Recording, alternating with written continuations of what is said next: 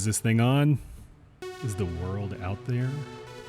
Is the world ready for this? All right, let's give it a shot. Ooh, things are happening in the chat already. Too bad that George isn't here.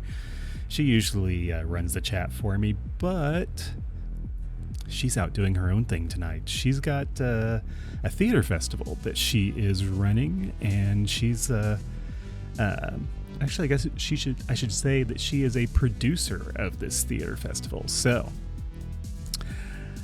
with that, I am left here to my own devices, and I have FantasyGrove. I have Tibs and Alex, both from FantasyGrove, who are going to be joining me here in just a couple of minutes. The chat has been lively already, so I'm glad to see that. We've got MFA Designs and Rally the Beast.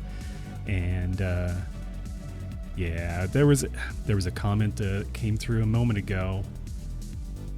MFA Designs referred to us as indie toy making royalty.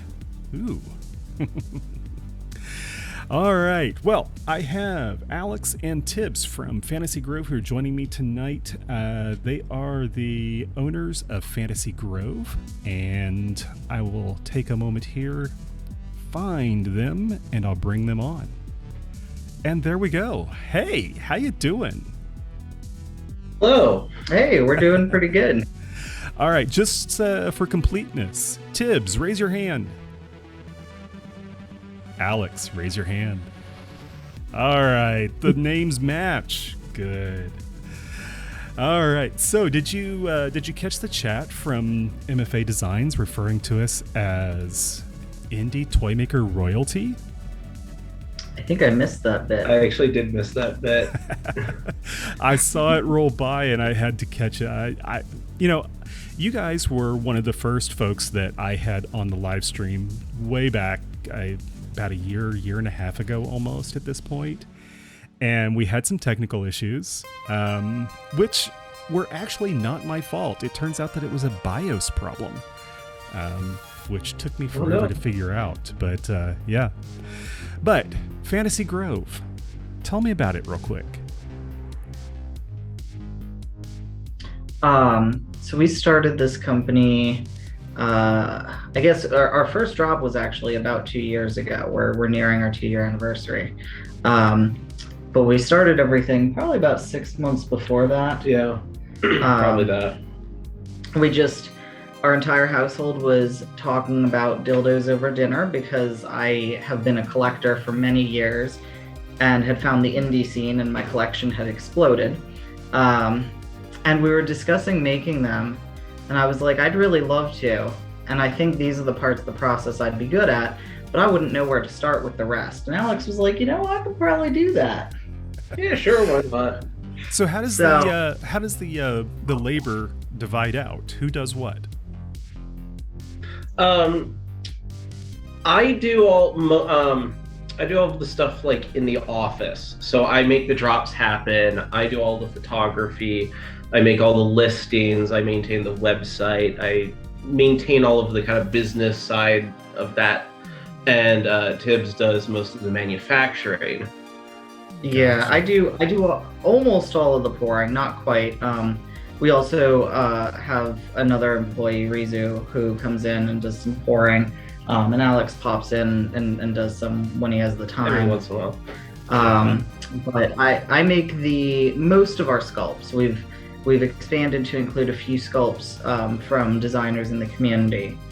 But okay. I do most of our sculpts. I write the character descriptions and kind of create the character, try and find the artists to do the art. Yeah, that was going to be my next question, was who writes the descriptions? Because there's a story there. It's like you're almost world building. Yes, I've played a lot of D&D over the years, and it's definitely trying to build a lore of this world. There's a lot more of it in my head than we've ever managed to get on the site. Gotcha. Now, who has the theater background? As I understand, one of you have a theater background. That's me. Okay. Yeah. So you're bringing the creativity together, and yeah. Okay. So, Tibs, you're on the production side and the design side and the social media and customer service side. Yes. That's the big part I do not want to do. Now, I have my notes here, and I hope folks don't think that I'm like getting completely prepared for all this, because I don't. But as I understand it, there was a model that had to be remade. Is that what it is? Go ahead, I'll let you tell the story.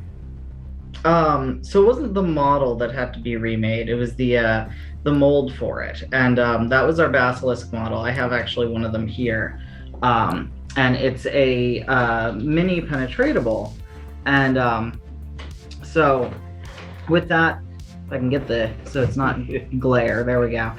So with that model, we had the mold and the mold shell, and then an inner piece for the channel there. And it was the first time we created something like that. So getting it to fit together was a little bit of experimentation. And eventually the inner channel piece we had broke. And in trying to create a new one, we kind of destroyed the mold as well. And it was it was a whole comedy of errors, and it was also right when I figured out that I really can't be printing resin where we're set up, because resin, the fumes and the space needed, I really want to make it happen, but I just don't have the space to safely do it. So right. So yeah, now so you mentioned earlier that you had worked with some designers and some other folks in the community. And did you want to talk about that at all, or?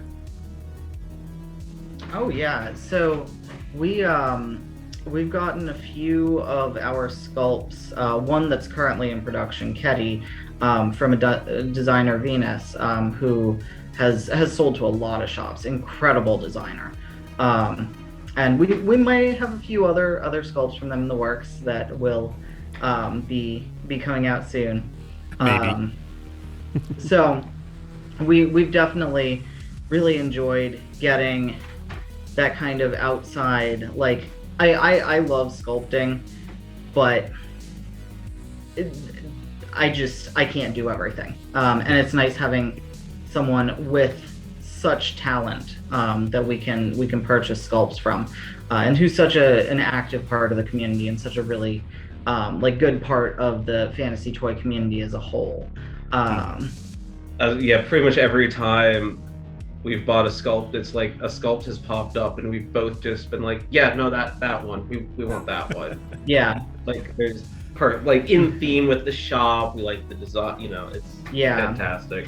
So I mean, we've definitely done that when it comes to sculpts, and we also have gotten some of our prints done by Shop Dad, because we started off doing our prints in ABS. We did some in PLA, I believe. No, we started with ABS from the very beginning. Okay. I did some tests in PLA, but yeah, we started with ABS from the very beginning. And then I got into resin, but I don't have the space for, draining the resin, just dealing with just liquid resin kind of being in the space. It's a mess. It is. It needs its own container. I need vent hoods. Yeah. And I'm gonna do it right someday, but right now is not the time. Yeah. Yeah. And then recently I got a new FDM printer, which I can print really big things on, and I'm so excited. Ooh. Do you want to tell us about it? It's the Anycubic Viper Max, and I have the Anycubic Viper, and I have the Photon as well. Yeah, the Viper Max I think it's the same thing as the other one. It's just bigger, and it's got 16 inches in all directions. Yeah, I didn't need the Max. I needed something that could go to about 12 inches, and the Viper will do that. We have people who are volunteering to join you for a D&D campaign. So if you ever put one together, you've got folks. Oh, now you've put that brain worm in my head, and I'm gonna have to. I've written a few of my own campaign settings before, but not in a number of years. So maybe in the copious free time that we never find, I'll do something like that. Yeah. Well, you mentioned Shop Dad, and Shop Dad's going to be on the live stream. I think it's July 17th. So I don't think I've mentioned that yet, but I'll throw it out there. I think July 3rd, I've got Dark Path, who's going to be coming on. And so next week is Dark Path, then we've got Shop Dad, and then I'd have to go back and look who's coming in on the 10th or on the 17th. But okay, so I kind of derailed us there for a moment, but we were talking about the Basilisk and how that had to be taken out of production. And now, is that something that you're bringing back, or where's the status on that? We have parts. We're outsourcing a lot more right now. So we have the parts are being printed to get it back into production with the goal to kind of re-engineer it in the future. I kind of had in my brain I want to re-engineer it, which kind of pushed it back. But with 5 million projects, you gotta. Yeah. You gotta, I take the wins where you can get them. So, get it back into and push the re-engineering down the line. Yeah, and I mean, I'm a part of the community and I'm a maker as well, so I understand, kind of that process. But there are a lot of folks out there who don't, and they don't realize all the steps that go into it. I mean, we're talking about just redoing molds, but, there are so many steps that go into that. And we talked about that a little bit, but I'd love to hear your perspective on that process of taking something from a model into production. Oh, well, goodness. I mean, a big thing for us right now is we've been open for almost 2 years. It's about a month shy. No, Yeah, less than that. About a month, less than 2 years. And I'm just now feeling like I have a handle on what I'm doing with some of this production work, because we started off with 5 models and had a few introduced pretty soon. And then the original process we had was ABS vapor smooth and make a mold. But that does not result in very durable masters.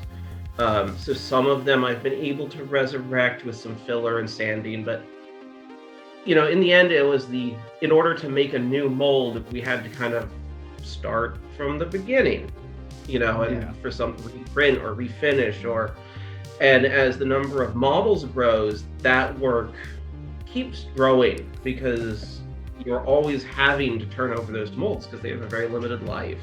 Yeah. And so I've kind of been designing a system so that I can remake molds quickly and easily. Mm-hmm. But that means remaking everything from scratch with a new process, which takes longer than the original process. So now we have 16 different models. That's counting the Giga stuff. We have 13 different models right now. Oh my gosh. And all of them come in 3 sizes. Some of them come in more sizes. And by the time you do that, that gets to be about, I don't know how many masters we have for all of that, but it is a lot. Right. Yeah, and I mean, it's a difficult process because as molds are wearing out, it's part of it is when making the original molds, it's like, all right, we've got this master, almost perfect. It's as perfect as we can get it. This is, especially when it's, all right, this is the first time you're making this. Mm-hmm. And then you make a mold of it and you cast your first cast in that mold, and then you look at it and you're like, there's a scuff over here. There's a scuff over here. There was a bubble in the mold, or and with some of it, it's like, we look at it and it's like, all right, first question is this a safety risk? And if it is, obviously you remake it. But if it's not, then it's, do I want to take this master back and try and fix this, knowing that because of our process, when fixing this, you could screw up 10 other things and spend another like 2 months working on that master. So sometimes the answer is, you know what, it's my character. They just have a scuff here. And maybe only in this one size, but they do. Presuming it's not a safety risk. But I think, I've seen a lot in the community as it's progressed, because I've been collecting for, I keep wanting to say 10 years, but I've been saying 10 years for a while. I think it's closer to 13 years now. And when I started collecting even more indie toys, there were a lot of hand sculpted models. There were a lot of quirks to all of these, and people understood it's a handcrafted thing. And as 3D printing becomes more available, and as shops just learn and collaborate more and share more information and really create even higher quality toys, the downside that comes with that is that as customers don't always understand how that production works, sometimes their expectations are not regularly feasible. And stuff like what might be a quirk in one shop's mold might be perfectly, and be perfectly acceptable, might be a flop for another shop. And what might be okay, and even within our shop, like some molds, I'm like, all right, that's fine if it's there because it's on a high texture model where the model itself has textures that are significantly more extreme and difficult to clean than this little thing, versus, on my smooth model, that's going to aesthetically stand out and be a problem. Yeah, that was one of the things that Kenton and I talked about last week. Kenton from Funkit. His designs are very streamlined, and they are... There's no forgiving nature of that. It has to be right. So yeah, there's certain things that you can, I don't want to say write off, but can be acceptable because of the texture on the toy or something like that. But in other designs, the bar gets raised just because there's nowhere to hide your sins. So yeah. A couple of questions real quick. I keep bouncing back and forth. Something occurred to me. How many molds do you have in your library? How many molds? Not necessarily masters, but molds. We have pretty much one mold of each model size combination. There are a couple that we have two of. And actually one of the things that I'm in the process, one of my many, many projects, is I'm starting to, when I make a mold, I'm starting to get into the making multiple molds. Because that's one of the parts of the company growing, is the molds don't last as long anymore. Selling 50 toys when we started was a lot, but selling 50 toys now is, that not that long. Right. So I'm, starting to make multiple molds. So if a mold fails, there's a backup. Or started to do firm toys, which firm for us is 10A, doing firm toys in their old mold, because firm toys can be rougher on a mold, and so not wanting to damage like the good mold that's for the one that we're making every once in a while, kind of thing. Well, but just the math itself, you said you have like 3 different sizes across 13 different models. That's 39 right there. Plus then you have more sizes for various models. So, I mean, you could very easily be hitting 50 to 60 molds. Oh, yeah. I just did the math, and not including, because we also do sell seedlings, which are like little squishes. And we have giga versions of the seedlings, which are big squishes. Not including any of those, I think we have 46 molds. Okay. So. And the amount of time that goes into producing each one of those is a considerable investment. I mean, not just in materials, but time as well. Yeah, well, we have 46 molds in use right now. We have in the garage. I have 2 shelves full of just like boxes of old molds. Yeah. You know, like, and each one is a considerable time investment. Yeah, I think right. We had somebody once just be like, "Ooh, this is a cool design. You should make it and put it in your shop." And broke down a cost of what it would cost to put a new mold into production, like in terms of our time and materials and printing and all. And it's like, I mean, if you do the math, it could very quickly roll into $1,000, $2,000. Yeah. And that's like the friend price, Right. And we definitely. I've had a few friends who've done that, who've been like, "Hey, I'd really love if you could make this," and I'm like, "I would really love if I could make that too," but let me explain to you why I don't think that's going, especially because I'm not an expert sculptor. My experience with Blender is we had that conversation about starting a shop. I downloaded Blender, and I have taught myself everything. I don't know how to use Blender. I know how to make the sculpting tools do things, and then I have to get Alex to like even show me how to like change the length of something. I'm not.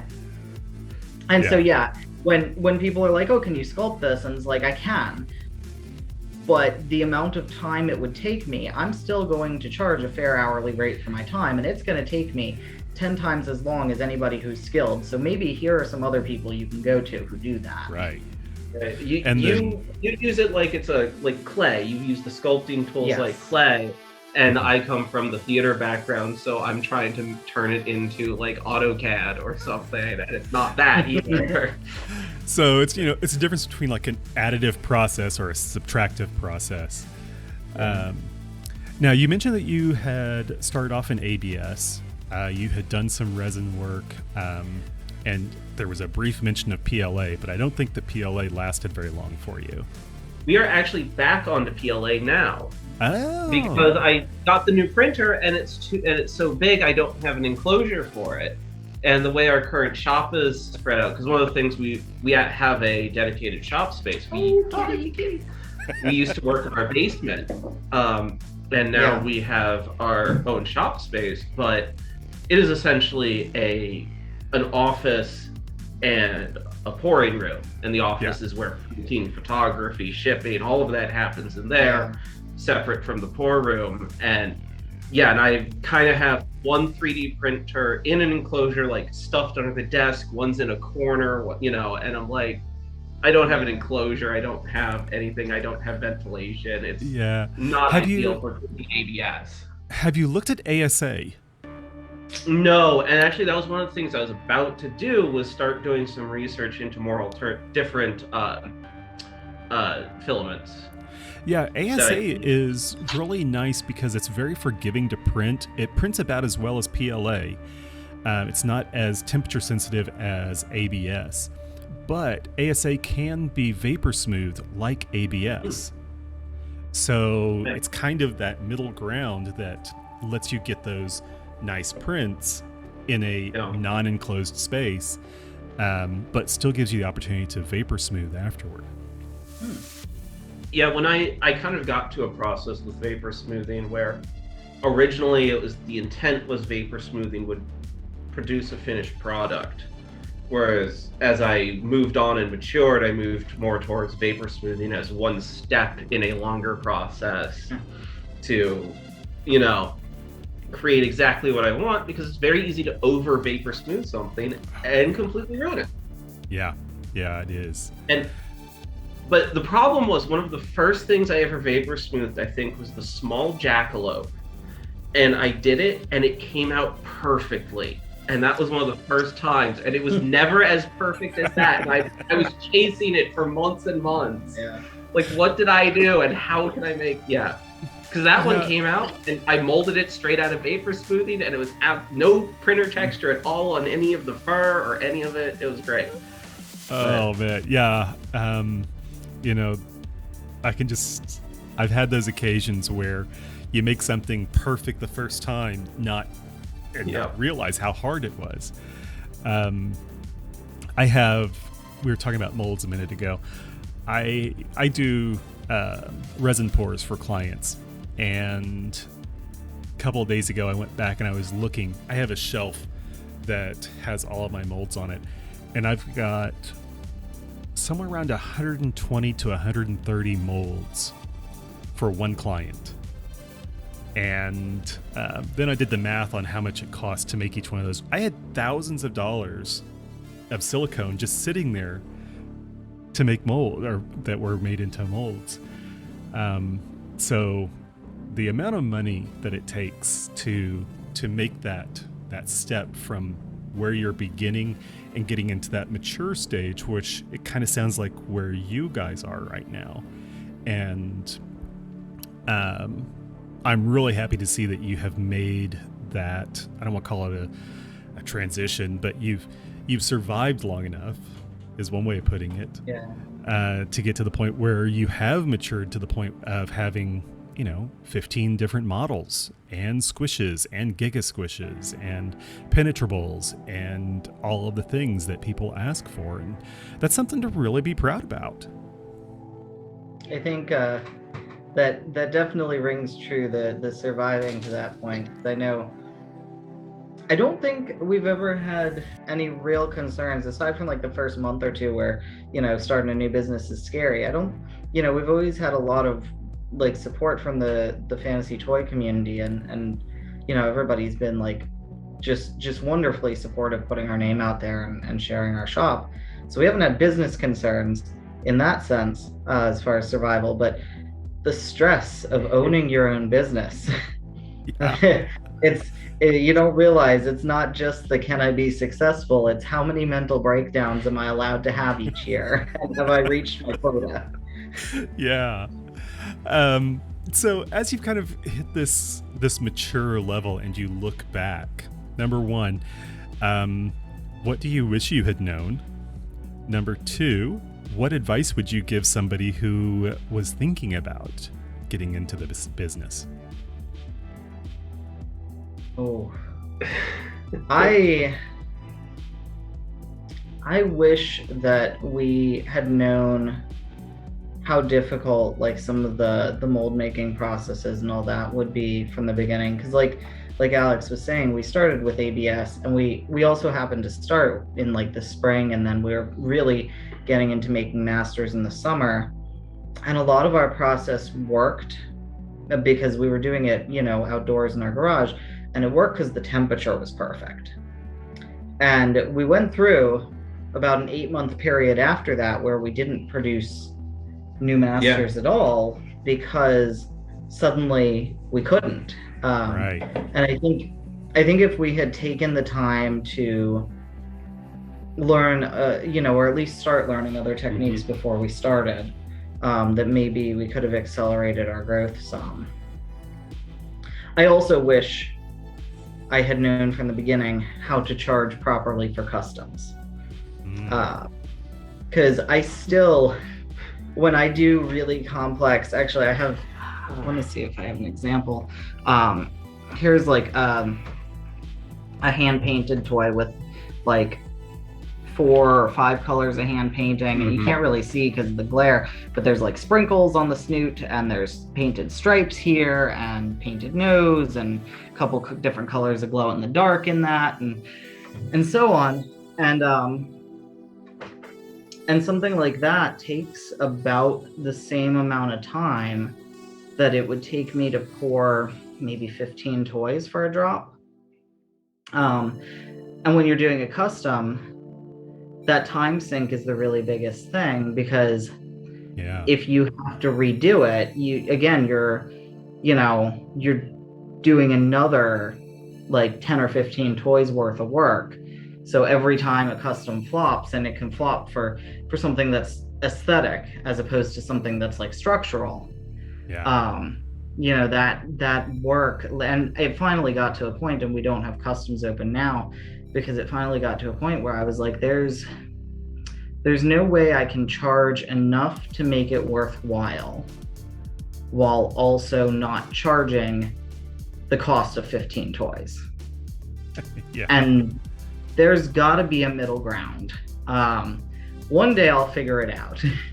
But we've temporarily closed customs because I was just it was taking up so much time away from doing drop pours that I was working 80 hours or more, and for the same amount that I would pay myself working like 30 hours.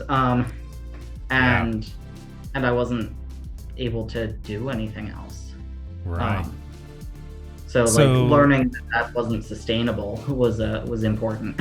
Right. But what about advice? What advice would you give somebody? Oh, don't undercharge for your work.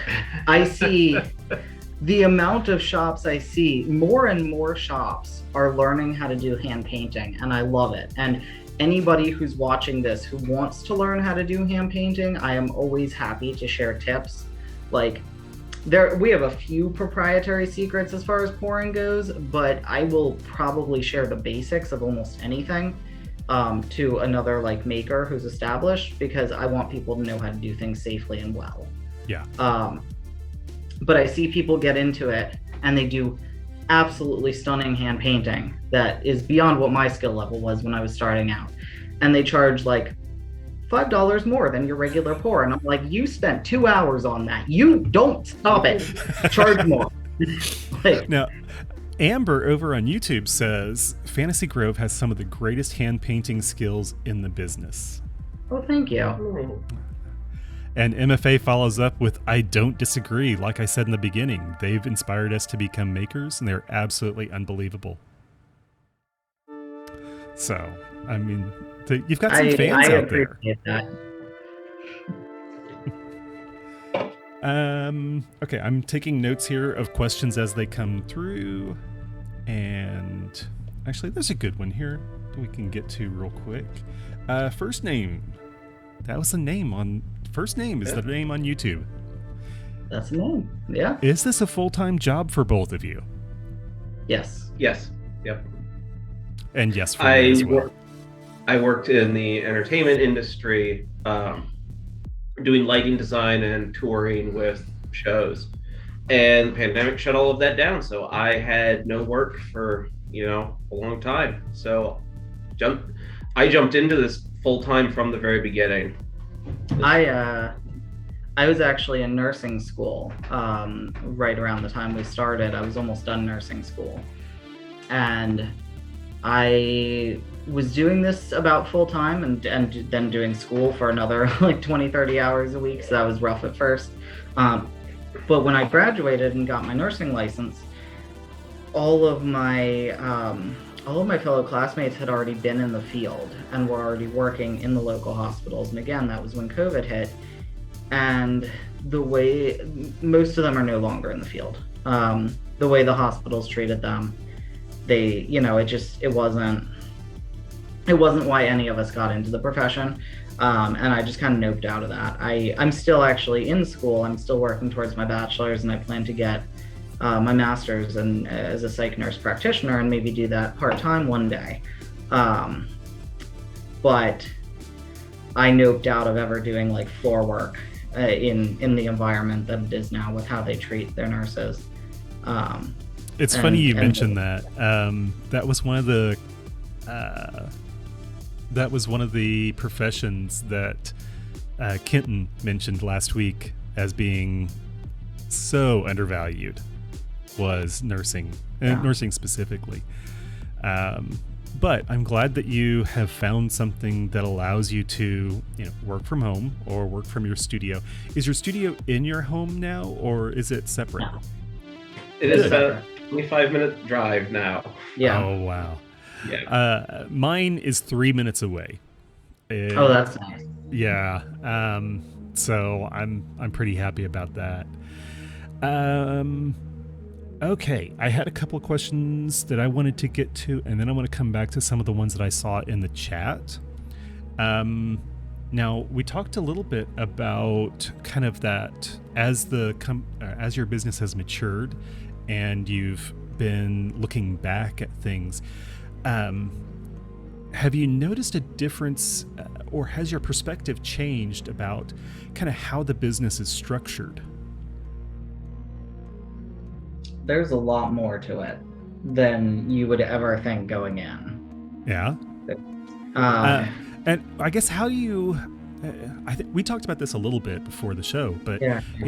How do you handle, the three different sections of the business? You've got the design side, you've got the manufacturing side, and you've got the retail side, and they are completely different animals.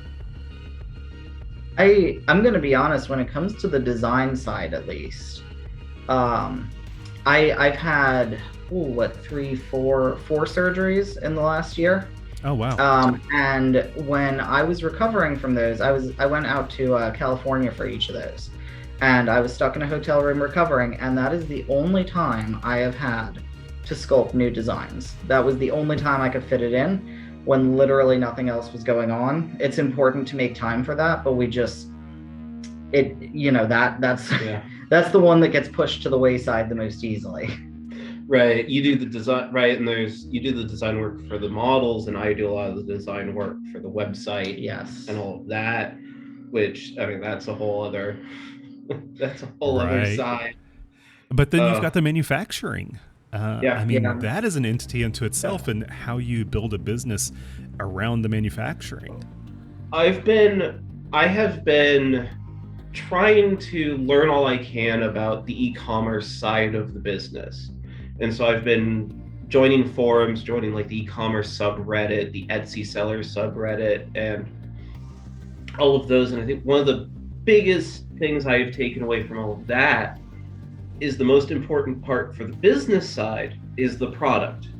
Because people talk all they want about SEO and having, meta text and all of this stuff, but if you don't have a product to sell, nobody's going to come to your site. Or if you're selling the same drop shipped item all over. Right. If you don't have the product that actually evokes an emotion in somebody and makes them want to buy it, you can have 30, 40 different products, but if it doesn't drive something in them. Yes.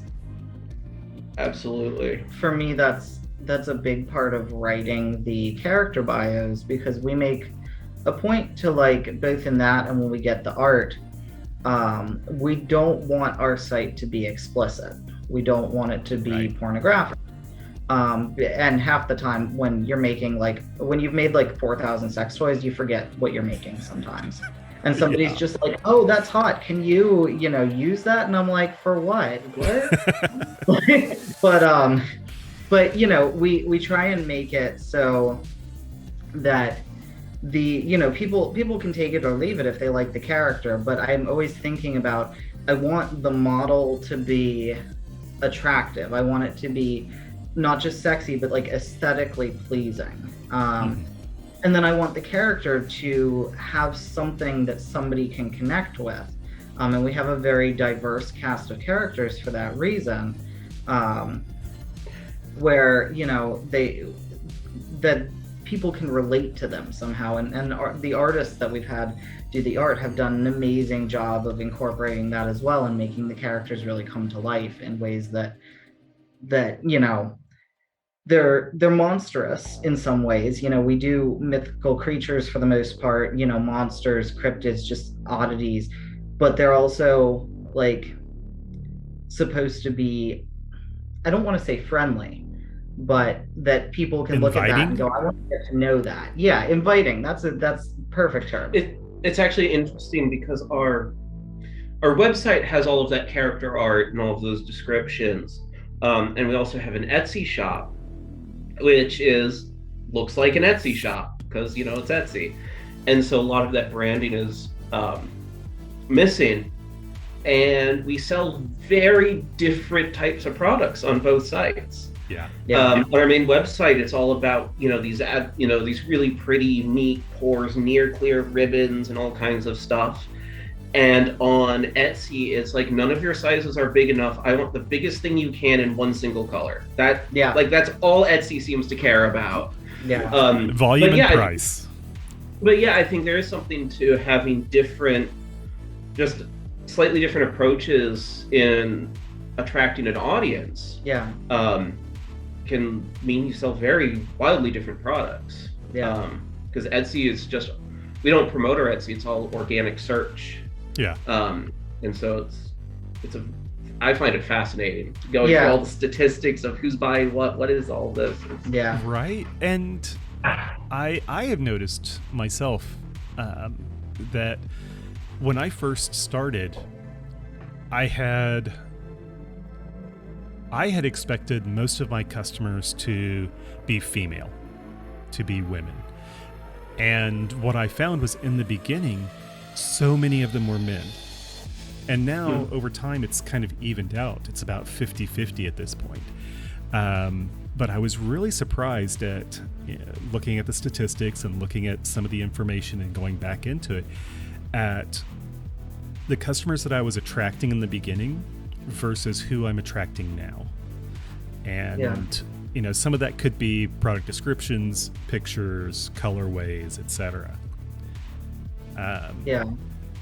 Now, then there's the retail aspect, which we talked a little bit about Etsy and your web store.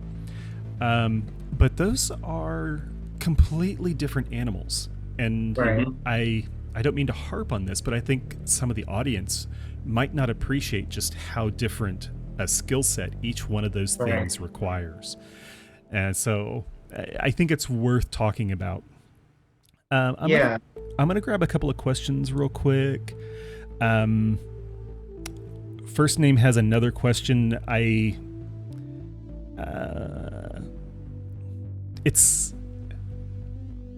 throw it out there. You don't have to answer it. How many toys do you sell a month? So I won't necessarily answer that. Partly because I don't know. But what I do know is about how many toys we have sold overall. Oh yeah. Because I did. I had friends over this past week, and they were asking. We have numbers of like how many of this toy and that toy we've made on this little board at work, and they were like, "What are those numbers?" And I was explaining, and they're like, "You made more toys than could have possibly thought." So I was trying to total them up, and we didn't keep track at first, and that only includes the numbers I have only include drop toys, so I had to estimate for customs. But estimating all that, I think we've probably made around 4,000 toys at this point since we've started. That's awesome. Yeah. A little fun fact with our shop is the SKU number on our toys tells you what model, size, firmness it is. Or the first two numbers are model. The second number is firmness, size. Second number or third number is size. Fourth number is firmness, and then the last four numbers are how many of what number of model that is. Right. So if the squid is like 0350 or the last four, that means it's the 350th squid we've made. Right. Yeah. Rally the Beast says, I picked up the Love is the Message. What is that? Uton. From the last drop. The hand painting is wonderful. Well, thank you. I really like doing that one. That was a fun one to do. Let's see. So, heart. Oh, the little hearts. Yeah. Yeah. I remember that one. I had to arrange them differently to take pictures because the hearts were in weird spots. Oh, well, thank you. I'm glad you liked them. MFA Designs asks, what fever dream made you want to get into hand painting toys? Oh, so that was me. When I started collecting, not originally, but early on. I'm not even going to name a couple of the companies because they don't exist anymore, and the ones that do are not palatable. But the main like 2 or 3 that you always saw at conventions, there was Bad Dragon, there was Exotic Erotics, and there was one other whose name I don't remember, and I'm pretty sure Twin Tails? No, they are very new. Who was it? Okay. Because I Twin don't know. Tails got bought by somebody, didn't they? They bought up Frisky Beast, but even Frisky Beast was not that old. Frisky Beast was probably like in the last 8 years, and this was more like the 10, 15 year range. But a lot of folks I know. Oh, I love your cat. A lot of folks I know had gotten toys from Exotic Erotics, and they did really in-depth hand painting. And I'm the sort of person, like, I know there's a lot of debate in the community about, like, is it okay to try and replicate somebody's core or, you know, that kind of stuff. And I'm always of the opinion that, like, you know, either ask if you don't know, or, you know, do your own thing. But when it comes to like the techniques behind stuff, I'm the sort of person that I see something and I'm like, I just have to know how to do it. I want to know how it works. I want to understand it. Yeah. A lot of my collection is toys I've gotten because I've been like, there's no way I'm understanding how that was done. So instead I have to own it. So at least I have this thing in my possession because it is magic and I cannot do this. Right. And so that's what kind of guided you into hand painting? Yeah, I wanted to see if I could, and then it turns out I could, and it turns out I was pretty decent at it. So then I just kept doing it, and as soon as, if you have customs open, and we had them open full time for about the first year, as soon as customers realize that you can hand paint, you will get customs for hand painting. And people came up with the most elaborate designs and really pushed me to grow and learn how to do them, which was difficult, but I have no regrets because it made me the painter that I am. So yeah, I'll admit I have not gotten into hand painting. There are a lot of designs out there, or let me say, there are a lot of pour patterns out there that I can figure out. Then there are some that just I haven't figured out how they do it yet. Yeah. Oh, we got Bat in the chat. Oh, hi, Bat. Oh, hi, Bat. Yeah. Hey guys, I love your confetti toys. How difficult would you say it is to make a confetti pour? And what did it take to make sure your inclusions were safe going into it? I have a story because I did one of the very first confetti pours when you were in California for surgery. I was doing the like, I'm gonna try things and mess it up as much as possible and see what happens. So I had a couple different things planned out with like 4 different things, and I had made a bunch of confetti and some colors, and I was gonna try some different techniques. Yeah. I pour it all, it's all done, it's fantastic. I'm doing like glow in the dark stars against swirly galaxy background. It's gonna be amazing. And then I go to pull it the next morning, and I had poured part A in 2 times part A instead of part B, so all of my lovely swirls, I'm like dumping out of molds, mixing up some beads, and I ended up with an entire batch pour of dark brown toys with maybe the tiniest little bit of confetti poking out here and there, and they have been sitting in a bin for a while. Do you have a box of embarrassments? Well, these ones I was going to sell on Etsy because they're still good. They're just, you know, like round. They're usable, just not aesthetically. Yeah. But to answer Bat's question, we put a lot into the safety of our inclusions. I spent a lot of time experimenting with them, and as much as it hurts me to say it, go grab the browns. As much as it, oh, okay. I'm trying on this though. So as much as it hurts me to say it, I definitely spent a lot of time cutting up toys to make sure that the inclusions were safe. And our standard when I'm testing like any kind of new technique with an inclusion, like if we're using our original inclusions, the confetti, we punched out and like used like metal and stuff, and you can cast inclusions with metal. You can also do it in some plastics and so on. It has to be a mold that doesn't have and has never had mold release. But with that, whenever I'm trying something new, we'll cast some and I'll cut straight through the confetti and try and peel it out. And if I can peel it out along the line of the confetti, then it's a no-go. Right. If I can like rip and tear at it with my nails and it just tears out in random chunks and not along where the confetti is, then okay, that's damage I could do to just about anything. You got some of the confetti chunks. Yeah. So yeah, this is what ends up happening. One's like, see if the light might be too bright for that. But oh yeah. where we have like the confetti chunks, and this is just a chopped up woody. Yeah, just a little. And yeah, I chopped just up woody here. tear them apart and play with try them. to stretch them, and see if we can tear them out. And sometimes you can, and then you can't use that technique. Yeah. There was one time where I had used an additive. I don't remember if it was Slow Joe. I think it was Black Cat. But I was doing a pour technique where I would normally want to thicken things a little bit, and like slow them down or speed them up. I don't remember which one it was, but I used it and the confetti just peeled right out. Like it just popped out easily. Right. And I'm like, all right, so none of that additive. And I don't use any additives in my pours with confetti because I just don't want to take that risk at all.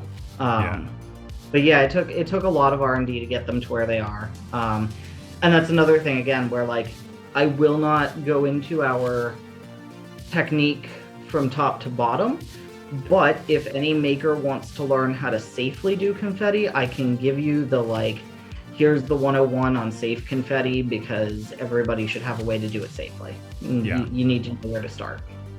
Yeah. If somebody wanted to get in touch with you, what's the best way?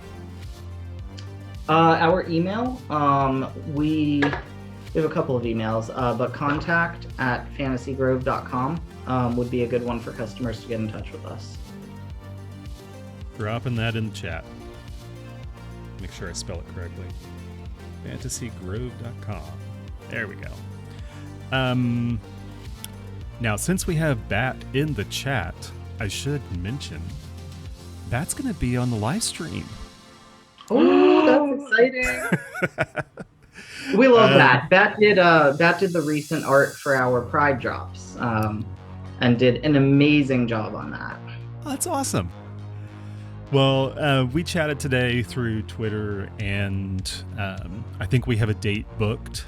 And as we get closer to that, I'll announce that date. But I did think it was okay to mention that Bat will be on the live stream soon.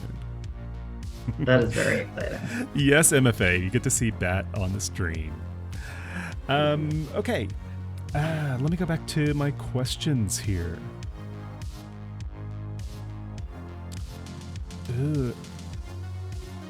Okay, I like this one. What is your favorite model you've made so far, and what is your toy design you've pipe dreamed?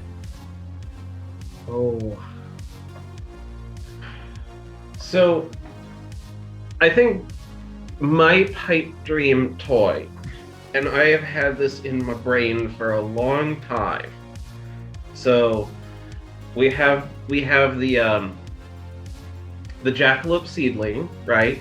And we have the gigantalope, which is about this size. I'm envisioning something more like beanbag chair sized, but I'm like figuring in my brain how to do like carved foam to make a master, and maybe it's like silicone on the outside, and like try to figure out ways to make it economically feasible and not like 200 pounds of silicone. But yeah, that is like my pipe dream wanna do thing. Yeah. My favorite of the ones we have is probably Jacoby, because that's the one, the like tongue and kind of feline-esque face, and that sculpt probably was started almost 2 years ago. It took me, that's the longest it has ever taken me to get something just right where I wanted it. You want to talk about, long involved how to make a master and the process. Part of this model was having long involved discussions of the relative volume of the face versus the tongue, because you want to have a nice big face, but this is the usable part, and you can't sell a 4-inch one for for $200 because it's all the bit, Yeah. And the amount of discussions and revisions that model went through was probably And my pipe dream, speaking of exactly what Alex said, is to make a full face model at some point. have a couple of sculpts that may someday see the light of day. But again, it's that, will somebody buy this when only a small portion of it is usable, and the rest is aesthetic? And I, as somebody who, I don't know if you've ever seen Aerith from Kudu Voodoo, that's a dragon head design, which is absolutely amazing. As somebody who owns like 7 of them now, I am all for designs that, you know, it does not matter if most of the silicone is not the usable part. She's beautiful and she guards my room and I love her. But, you know, it's figuring out for our shop, like, what can we... And that's actually part of the freedom that being starting to be a little bit larger gives us, because in the beginning, you know, you have to be super focused on what are the, you know, what products are we selling, and do we have enough of just an initial lineup. Our 7th model was the Snitties, which was a bit of a, you know, unusual kind of model. Yeah, I think at the time there was only 1 or 2 other chess toys in at least the fantasy community. There's a lot in traditional sex toys, and now there's a bunch. It's amazing. See, every time a company comes out with a new one, I'm like, oh, there's boobies. not even the only reptilian boobies, you know? Yeah, like, it's, I mean, I've never, you know, I have my own pair of Snitties because she makes an excellent book rest. And if you use her as a bath pillow, the silicone stays cool and is super comfy. You know, and I'm looking forward to other models from other shops for that reason. Because just that variety, and they're so comfortable. That says Amarok is my favorite. It's perfect for literally every type of pour, hand painting, drips, confetti, splits. All looks so good. Yeah. And there were more than a couple people in the chat who said they were all about that full face Jacoby. Yeah. Maybe someday he'll end up with a larger design. We have more designs than like printer time. That's our you know, design. The number of designs we have is not our problem. Yes, we've had some folks who are like big in the community ask us like, hey, you know, do you want to collaborate on making like a model and so on. Folks who ordinarily I'd love to work with, but I just, you know, I have to be like, look, our queue for our own stuff and the designs that we've bought is already 2 or 3 years long. Yeah. You just don't. We're not the ones you want for that, because it would take too long. Right. Yeah. Going back to a question from the chat, and we touched on this a little bit earlier, and I think that we can answer this in a way that doesn't necessarily point fingers, but kind of talks about the culture a little bit. Do you ever have issues with competition in the space and any other manufacturers attempting to mess with you?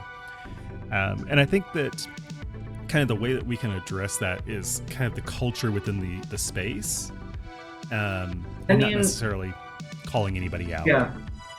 To be honest, this community compared to other craft communities that I've been in, this community is the most hands down encouraging and collaborative and wonderful community that I've been in. And I think honestly, like, I've noticed when it comes on like the customer facing side, when customers like blacklist a shop and refuse to buy from a shop, one of the most frequent things is a shop that steals designs.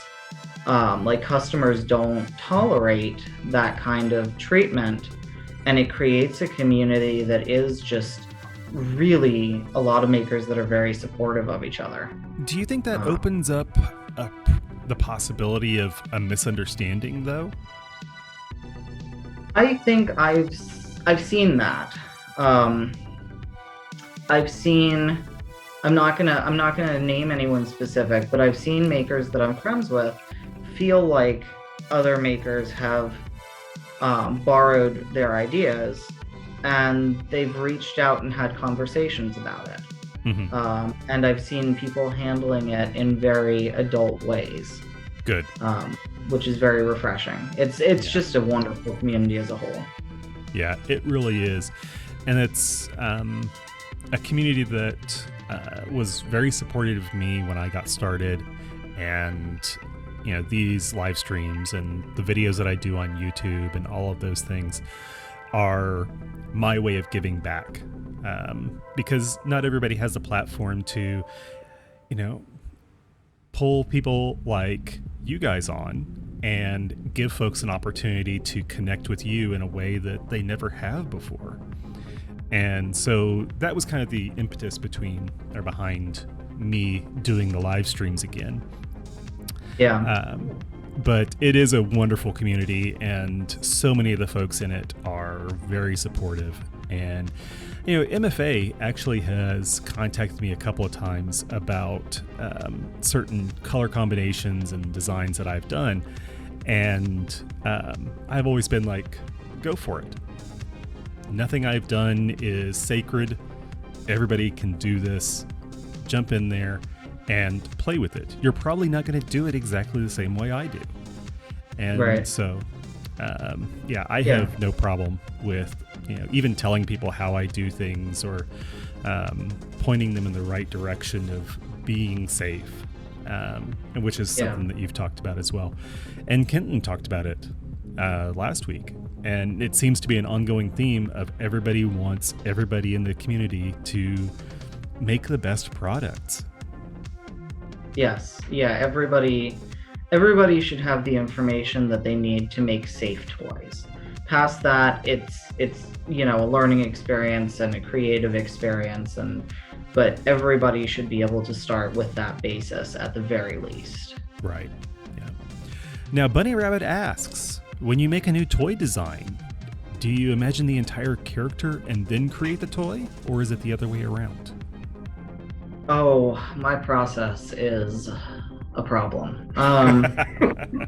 I mean, like, a cop is a great example. I was just messing around with texture, and I called Alex and Rizu into the room and was like, what is this? And they're like, oh, it's probably a turtle. And I'm like, good. Now let me look up turtle mythology. And honestly, the world turtle, it came less from mythology and more from Terry Pratchett. But yeah, it's stuff like that where there are times I go in with an idea. Like with Jacoby, I didn't know exactly what species, but I wanted a maw design and I wanted a mammalian face because I wanted to be able to hand paint the nose. My goal was hand painted noses are going to be really cute. And then, when he turned out feline, I was like, all right, what mythology? And I looked through a bunch and I was like, chimeras are perfect. That's perfect for this kind of strange looking, like, why is his tongue weird, type of creature. MFA is throwing, what is that? Elephants and turtles into the chat. Oh, yeah, poor elephants. Yeah. And then once the sculpt is done, you usually write the piece, or we have a discussion about what do we think this character is. Sometimes one of us has a strong opinion about what it should be, and sometimes, like, I don't know what this is, and we just throw ideas back and forth until we have something. I think Uton was one that was very collaborative, of the kind of like nerdy giant kind of. Yeah. And then write the description and send a render of the sculpt and the description to an artist, and essentially give whatever your art style is, make this character, and maybe we have some ideas of kind of setting or generality, but nothing too specific with the art. We like to be surprised by that. Yeah, with the artist, it's usually a matter of like, do you want to have artistic freedom here? Because if like doing that design works too much, I can say, hey, I can picture the character as this. But if they want to, we want to allow other people in that creative process, because the two of us can't think of everything. I will say for the names, I put a huge amount of time into creating the names for our characters and to researching those. For example, Sajidi Farah is part of the scientific name of the type of snake that is her body. Trying to think. I had another one just on the tip of my tongue. A veer. A veer's species is a ziz, which is a Hebrew mythological creature. And a veer is a Hebrew word that I believe can mean air, but also is like the first word in a song that I was playing on repeat around that time because I was sculpting it around Passover. And so, a lot of it, we draw from different cultures and we draw from like what we know. But we put a lot of time into like those little pieces of the character. Right. So it almost sounds like it's a holistic process as opposed to, starting at one end or the other. It's almost like it just kind of blossoms. Yeah, they make themselves. It's not always the same way, and sometimes I don't have as much control over it as, they just happen. Yeah. Yeah. All right. Well, I have exhausted my questions, so I'm going to open it up to the chat one more time and let folks get any questions that they've got. Get those into the chat. As far as upcoming episodes, we have, let's see, next Sunday is Dark Path. And the following Sunday, the 10th, is Shop Dad. And then, who do I have after that?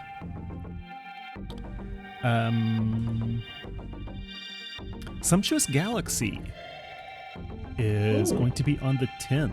Ooh. And then Shop Dad on the 17th. I had my dates wrong. Yeah. What'd you say? I don't know anything. You said Sumptuous Galaxy, and I'm excited. And Alex is like, I don't know. Like, there are makers that we've been friends with for many years in this community, and Alex is still like, who did that? Whose shop is? Wait, PF, what's that? Yeah. I don't know that acronym. I don't know. I am definitely the outsider. I am the one who's like, Ray's like, the community, and I'm like, but money. I'm gonna drop these names into the chat real quick, just so that I can make sure. 710 is let's see if I can. Sumptuous Galaxy. Sumptuous Galaxy is actually a fairly new maker, and I wanted to kind of get that range of folks who have been in it for years and folks who are just getting into it. And then also, as I mentioned earlier, Bat is going to be a guest in the future. And so kind of coming at it from all the different directions of newbies versus the old hands versus the collectors, and just really trying to connect with that whole community. And I keep calling him Shop Dad, but he does have a company name, Goblin Service Station. I should switch that. But every time I see it, Shop Dad. I mean, that's who it is. Everybody. Yeah. Oh, I saw a bad question earlier about the coloration names. Because when you name your pores, is it the first thing that pops in your head, or do you mull over them like you would a model name? Oh, so a couple of weeks ago, I was trying to think of a name for a pore that I really liked. My pores are usually very calculated, and this was more of you put stuff in a cup and it does something magical, and those usually just turn to brown for me. But this one worked out real well. Got amazing ribbons. And I'm sitting there with Rizu, who normally helps with the naming of pores, and we're just like, what should we name this? And Rizu's just throwing names at me, and none of it was quite right. And Alex just walks by and is just like, Steve. It's like, when you asked what should I name this, so I said Steve. So that was the name of that pore. But I believe sometimes I feel like when we've had people be like, hey, I really love this color, named such and such, can you do that as a custom, especially when we have customs open? And I'm like, no, I want you to understand, when I name a color, that is because I think that it's an interesting descriptive for that batch. What it does not mean is that I wrote down what I did or remember what I did or had any idea where I was that day. And it definitely doesn't mean that I can do it again. So usually the naming of the color happens after it's been poured, and it's kind of like during the record keeping process of what firmness is this and is it UV. So for me, sometimes I just draw a total blank and I just default to something like Meadow Breeze, or no matter what color it is, but something like that that sounds like a paint color, or go to like I sometimes go to like paint swatch books online and find like random colors, because they have all kinds of like weird color names. I'm like, where did you come up with this? But I know one of my color combos is red and silver, and it's gorgeous, and it's called the Dorian Gray. But in production, or in pre-production, while we were testing colors and things, it was called the Bloody Knife, because it looked like a bloody knife. And that name stuck around for a long time. And that's when I started figuring out, nope, I need to start numbering things. I can't attach these names to them because they'll stick. Yeah. I've definitely had names where it just, sometimes the name comes beforehand and I'm like, this is what I'm going to create. Most of the time afterwards, it's like, what do I call this? Oh, I can name it, this is fucking orange. Because it's very, very orange. And that's how some of them come to be. Yeah. One last question. What is the biggest hurdle you've faced with overseas shipping? The biggest hurdle. Okay, so sometime I still don't know, and I probably should look this up, but I mean I do know, but it's still confusing. There's different classes of shipping, and I remember one of the first thing we had international was priority mail. I don't think it was express. I think it was priority mail. And I'm like, it spit out like 4 stickers with barcodes at me. And I'm like, I don't understand this. And I figured out that our local post office only cares about 1 sticker. I only need to put 1 sticker on it. The other ones technically should be on there, but they don't care about it. And it gets delivered fine. But UPS, if you don't put all 3 stickers on that package, they will send you an email. A very nasty email telling you that they charged you an extra $4.23 on that package. Yeah. So now we have our like 7x4x4 packages, and one side is barely enough for a label, so I'll drop one off at UPS, and it's just like labels on all sides. Like, I don't know why you need the same label 3 times, but sure. Right. Whereas I'm the person, every time Alex is out of town and I'm doing any kind of shipping, I'm like, we got an international order. I don't know how this works. And Alex is like, it's okay. It'll all autofill. And I'm like, okay, but it doesn't. And then 20 minutes later realize it's because we're logged into my account and not into his and the auto. Yeah. But yeah, I can't. I think one time I saw that, because we normally ship internationally with, I forget the number, but it's rubber decorative item or something. Mm-hmm. Or I think I saw once you put like a kappa in that space under like item description. Oh yeah, I don't know how to brain. It's like, oh, that's almost it. But yeah, I changed all of mine to silicone sculpture, and so that's what I do on all of my international I've never had shipping a problem with that side. Like, yeah, it's more of a privacy thing. It's just But one thing that hasn't been mentioned yet is Germany. Have you been following the problems with shipping into Germany? I did the math on it, and if we were to fully comply with the number of packages we send out, it would mean increase in our shipping price per package by something like $10-15. Wow. Yeah. Because for the amount of time, my time it would take to comply, plus there's just fees involved, and I think we don't send that much to Germany. I think it was like 3 packages in the last year or something. Yeah. So it's one of I actually took Germany off my list because I just didn't want to deal with it. And for folks who don't know, Germany has a requirement that you buy green credits, basically, against any cardboard or packaging that you ship into Germany. And, it's an offset against the cost of recycling those materials and et cetera. I get it, but the way that the system is set up is so convoluted that I just won't even deal with it. Yeah. I don't plan on dealing with it. It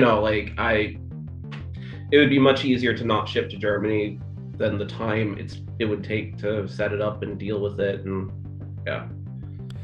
yeah, I think that you have to register each type of product or each type of material you use as packaging, and there's a minimum amount that you can enter into the field of how much you use in a year. Yeah. Right. And so for a very small volume shipper, it really doesn't work well. I saw an email this week from Etsy saying that they have a system for it. I don't know. I ignored it because I took Germany off my list. And but I did see that they're trying to put together something that at least makes it so that you don't have to take a country off of your shipping list. Right. And I know some folks in the community who live overseas, whether for that reason or for others, use reshippers, which sometimes puts that, at least the onus of responsibility on someone else, and allows them to continue to get packages that they want from companies in the US or wherever else they're trying to get packages from without having to worry about that. Yeah. There was a question I missed, and I hope I understand this one correctly. Do you have any methods for preserving silicone while practicing pours? And I guess that means not using as much silicone. Let me make sure I get this right. Do you have any methods for preserving silicone while practicing pours? Do you have any alternative liquids you use to mimic silicone when practicing? Oh, I have. Okay, I'm gonna answer this with my honest voice. I have seen people ask these things in the makers group a lot, and I absolutely understand where that comes from because silicone is expensive and it keeps getting more expensive. But this is not an industry to get into if you are not willing to put down a good bit of money and fuck up a good bit of things, and it sucks. But there isn't anything that can teach you how silicone pours. I was pouring for a year and a half before we really started working with NearClear, and I knew how silicone poured. And working with a different silicone, I made a lot of fuck ups. I've done some confetti stuff. We have some shelf of shame stuff downstairs that was not unsellable because of safety issues, but because I went, that is so ugly that I do not want my shop associated with that. What have I done? Yeah. It happens and it sucks. And you hope that it happens when you're starting out and just pouring one toy at a time, and not when you're doing a batch with like 3,000 milliliters at once or more. But sometimes it does happen then. We haven't done it yet, but I'm just waiting for the day that somebody trips while carrying a 1 gallon bucket or a 5 gallon bucket or, something and dumps it all over the floor. It's going to happen. I'm sure it's going to. What Alex doesn't know is that, not that, okay, but twice in the last few months, I have done exactly that while carrying a jar of Silk Pig, which is why one of the aprons that I wear in the shop is completely yellow and the other one is very purple. Because sometimes you trip carrying a jar of Silk Pig and it goes all over. Yeah. At least it doesn't be red, because that never comes out. Yeah. We've got some votes in the chat that they want to see some of these failed pours at some point. So. Oh goodness. Oh no. I think that's worth doing sometime. Yeah, doing a shelf of shame tour. These are the things that we would never send out. There is at least one that I really don't even want to talk about, except to say that it turned out. Oh, that was bad. No. Inadvertent deeply racist, and that one is one we will never like. I don't want to say anything more than that. I will talk about. Oh, okay. And here's what makes it worse. Yeah, oh God, my partner Shara was visiting from Philly, and Shara is black, and I was just learning hand painting, and I hadn't learned how to get the right consistency. I was trying to make a Halloween toy. I painted a little skull and crossbones on the balls and a little ghost on the back, and the paint was running.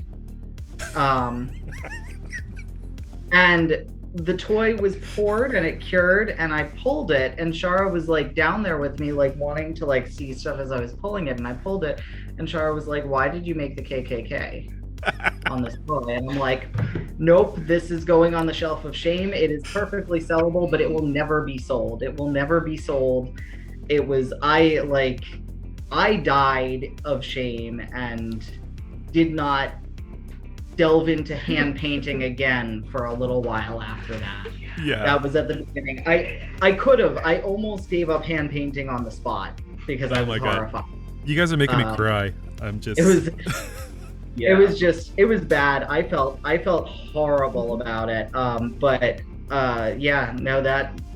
sometimes toys are just not sellable ever. Yeah. Absolutely. You gotta be prepared to make mistakes, and ultimately silicone is, it's expensive, but the amount that you learn from your mistakes is invaluable. Yeah.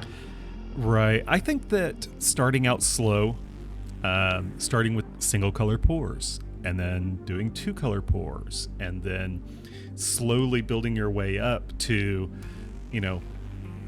how do you position it in the cup? And what happens if you taking a much more rigorous approach to learning learning the fluid dynamics of certain viscosities, and then how do you deal with when you have different viscosities within the same cup?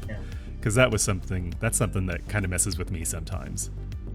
Actually, that said, I just realized one of the toys I have here. So this one, I don't know if you can see like the intricate ribboning on this and stuff, and just how pretty this toy is. I really like this one in particular. I also am very salty about this because my first pours were not good, and my partner Kelev came in to the shop once and wanted to try pouring.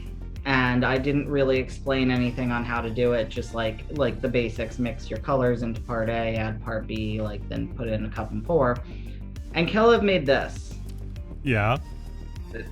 First try, it's beautiful. It has some soft, subtle ribbons, and it was good. It was just good, and that's sometimes. You just have to play around to get those happy accidents. Yeah, absolutely. Well, I am about ready to wrap it up. I am absolutely thrilled with the way that everything has gone this evening, but I wanted to open it up to you folks for just the last couple of minutes. If there was anything that we missed that you wanted to tell folks about, or if there was anything that you wanted to get in the last couple minutes. Oh goodness. I'm putting you on the spot. Yeah. I'm just still thinking about that one toy I made, and I'm so sorry. That's all my brain could just focus on now. I really appreciate how many people came and asked questions. And I'm so excited for the folks you're going to have on in the next few weeks. Like Dark Path is amazing. We've talked to them quite a bit. And Shop Dad is a good friend. And, it's just, and anybody out there who has not been paying attention to Sumptuous Galaxy, they're gonna do some good stuff. Yeah. I'm excited. I'm excited for your future shows, and I'm so glad you're doing this again. I'm enjoying it. I did the live streams for a while there, just solo, and it didn't feel right. And kind of burned me out to a certain extent. Mhm. And so I took about 6 months off, and then I thought back about what I had done and what parts of it I enjoyed. And it was the conversations. It was getting to know the other makers and getting the community together. And those are the things that I really enjoyed.